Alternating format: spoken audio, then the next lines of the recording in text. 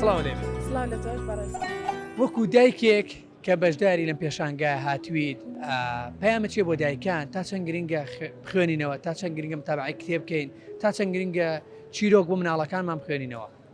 سەرەتا بسم الله الرحمن الرحیم.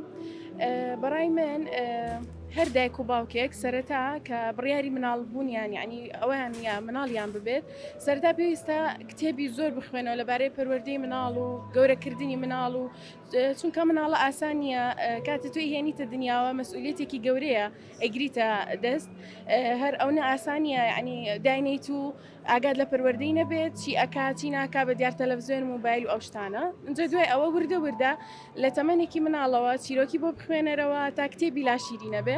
من هەموو کاتێک سوپاسی باوکمەکەم لە مناڵیەوە بردومی لەگەڵ خۆیان بۆ کتێبخانەکان و چیرۆکی بۆ کڕیوم تا مەزرویەکی زۆرم بۆ کتێب بۆ دروست بووە یعنی هەتا ئێستا کە کتێبەکانی مناڵی ماوە زۆر دڵخۆشم. ئەو بڕیارەشم ماوتم هەر کاتێک خۆم ئینشاءڵڵا مناڵم هەبوو بووم بە دایک و خۆی گەورە و نیعمەتی پێبەخشیم ئەویش فێری ئەو تامەزرۆیی ئەکەم کە بۆ کتێبی ئەبێت. بەڕای من هەر ئینسانێک ئەگەر بیە گۆڕانکاری لە ژیانیا بکات لە هەر بوارێکا بێت باشترین ڕێنیشاندەر کتێبە بۆی. ئەلحەمدولیلا من خۆم و هاوسەرەکەشم زۆر کتێبمان خۆشەوێ و بەردەوام متابعی شتە تازەکانەکەین لە هەر بوارێکا بێ ڕۆمان بێت دەرونی بێت علومی شەرعی بێت هەر شتێک بێت.